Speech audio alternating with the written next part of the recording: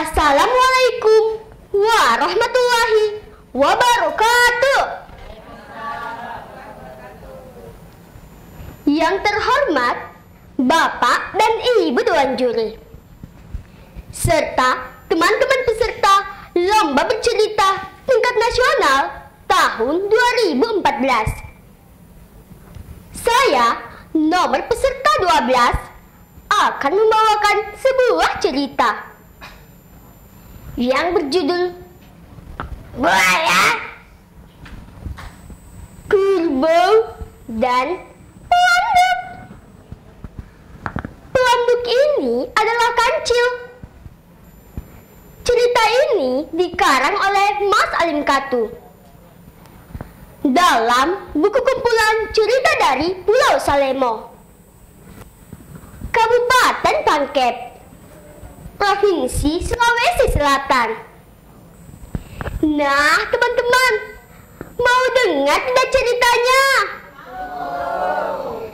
Kita dengarkan bersama-sama ya. Pada suatu ketika, ada seekor buaya yang ingin berkubang di sebuah sungai. Namun, karena sinar matahari demikian teriknya dan jarak antara sarangnya dengan sungai tersebut agak jauh, maka buaya itu hanya menunggu saja. Kalau-kalau ada binatang yang bersedia menolongnya. Kebetulan waktu itu ada seekor kerbau yang hendak minum di sungai. Buaya itu pun merasa sangat gembira dan segera bersujud pada kerbau.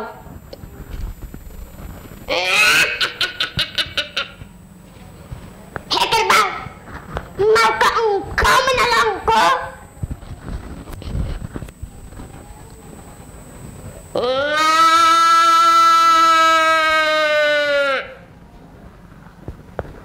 Apa yang bisa kulakukan untukmu, wahai buaya? Maukah kau membawaku hingga ke tepi sungai itu?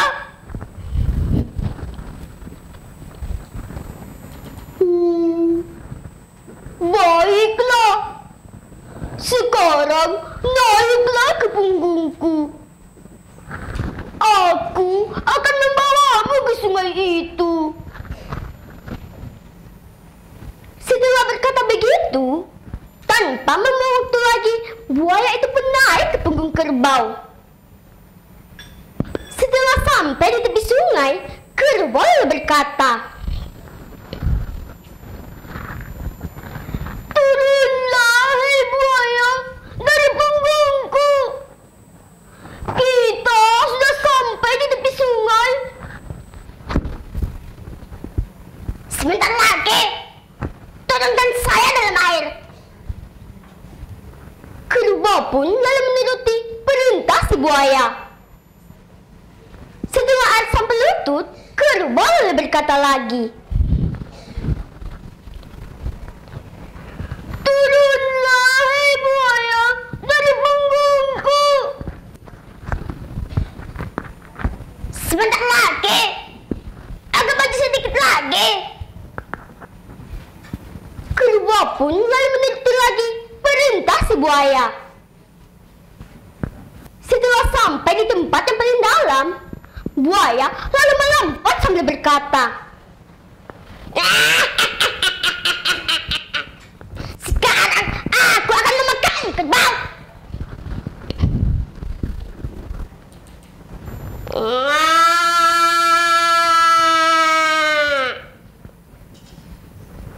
Tunggu dulu. Adakah kebaikan dibalas dengan kejahatan? Jangan lebar ceritamu.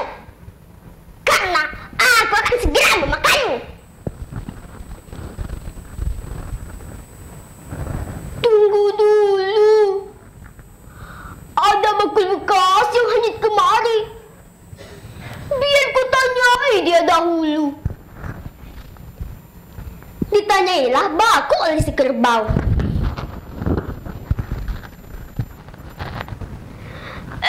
Bakul, adakah kebaikan dibalas dengan kejahatan? Lihatlah diriku. Dulu, waktu masih digunakan orang, aku selalu dipelihara. Tetapi setelah usang dan tidak berguna lagi, aku dibuang begitu saja.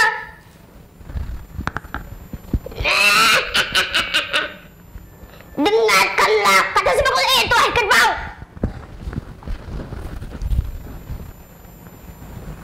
Tunggu dulu. Masih ada nyeri bekas yang hanyut kemari. Biar ku tanyai dia. Ditanyailah Nyi oleh si kerbau.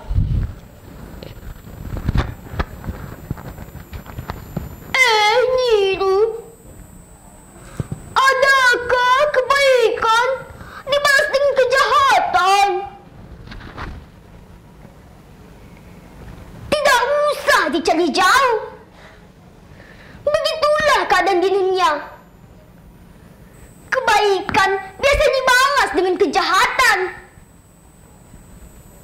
Lihatlah diriku. Dulu, waktu masih digunakan orang, aku selalu dipelihara. Tetapi setelah usang dan tidak berguna lagi, aku dibuang begitu saja.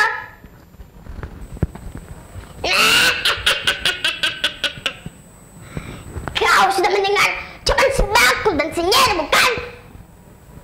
Jadi sekarang aku akan memakanmu, kerbau. Tunggu dulu. Aku melihat ada binatang di tepi sungai. Biar ku tanyai dia. Ternyata binatang yang ada di tepi sungai adalah sepelanduk. Hai pelanduk, adakah kebaikan dibalas dengan kejahatan?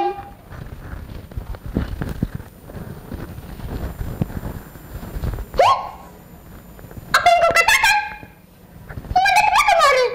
Aku tidak mendengarnya. Setelah sampai di tempat yang agak nakal lainnya, kerbau berkata lagi. Adakah kebaikan dibalas dengan kejahatan?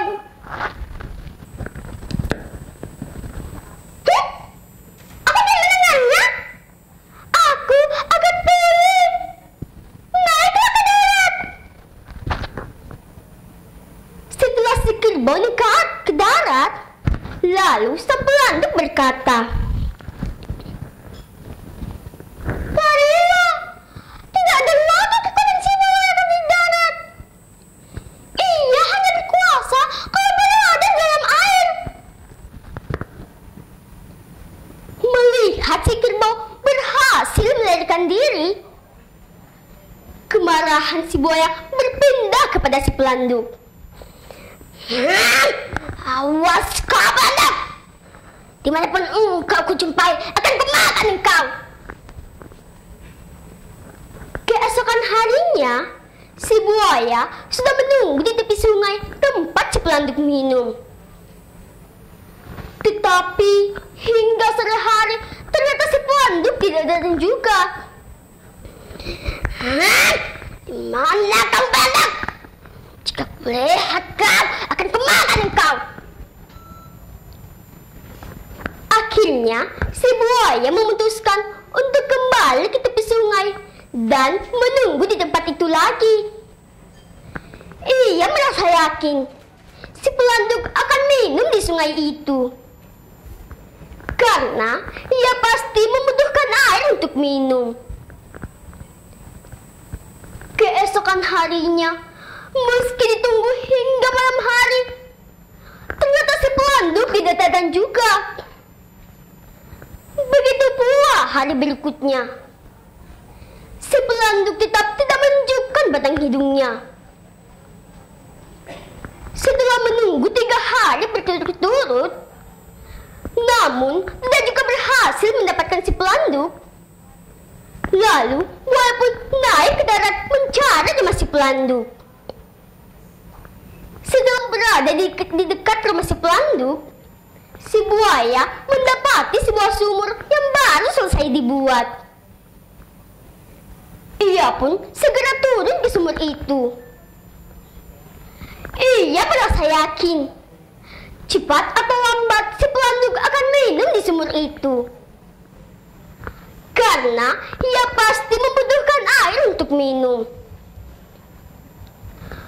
Pagi harinya, sewaktu si pelanduk ingin minum di sumurnya, ia melihat ada jejak kaki buaya.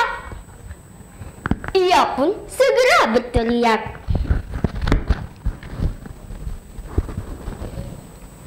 "Kebiasaanku sebelum minum air sumur, aku selalu memanggil. Kalau sumur ada isi selain air, ia tidak akan menyahut. Namun apabila isinya hanya air, sesungguhnya pasti menyahut."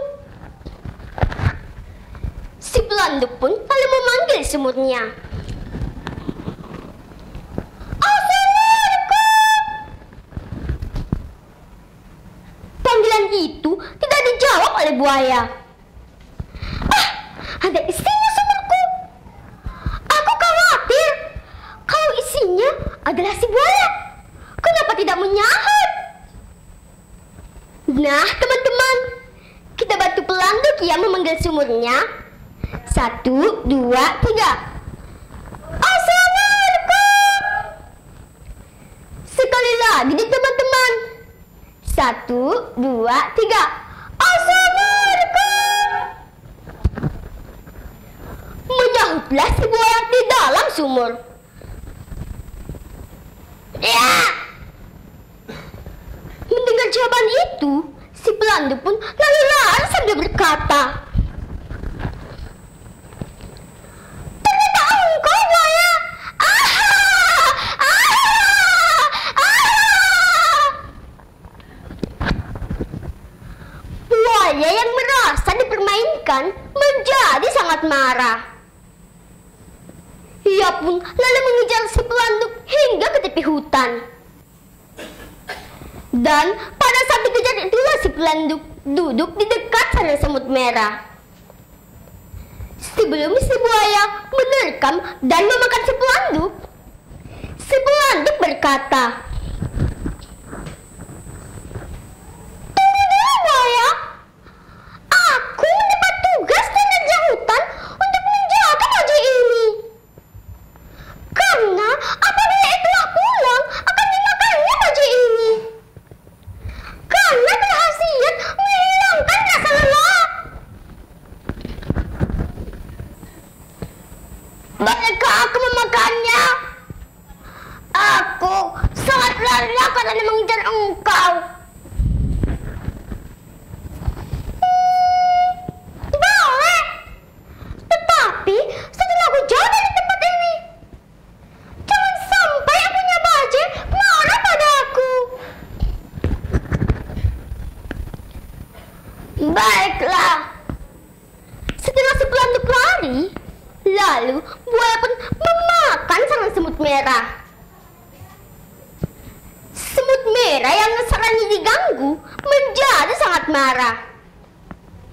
Dan secara beramai-ramai menggigit mulut dan tenggorokan buaya hingga menggeleng-geleng karena kesakitan.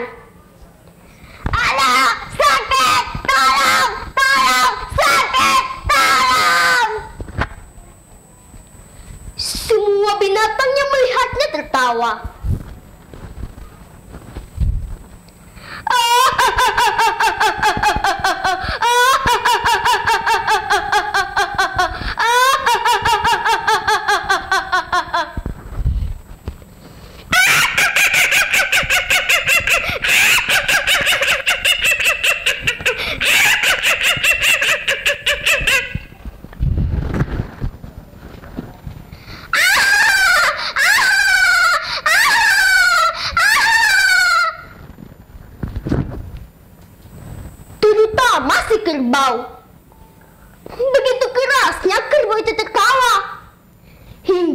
gigi atasnya berjatuhan.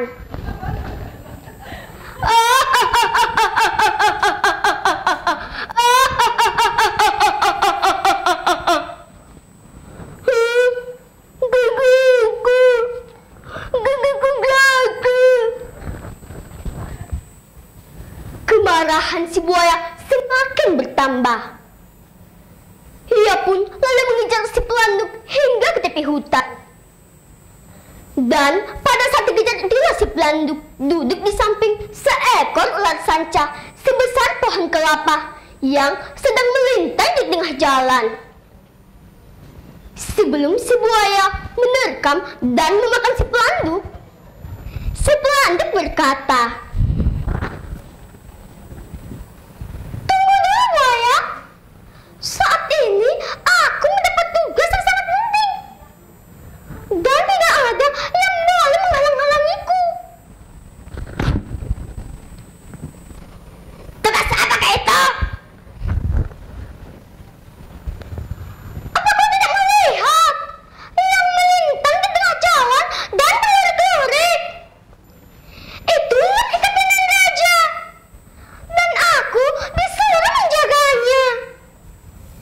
Ikat pinggang itu sangat luar biasa, karena jika kita hendak memakainya, kita tidak usah memasangnya, karena akan terbang sendiri dan berkhasiat menghilangkan pegal-pegal di badan. Bolehkah aku meminjam ikat pinggang itu? Aku sangat lelah karena mengejar engkau. Badanku sudah mulai pegal-pegal."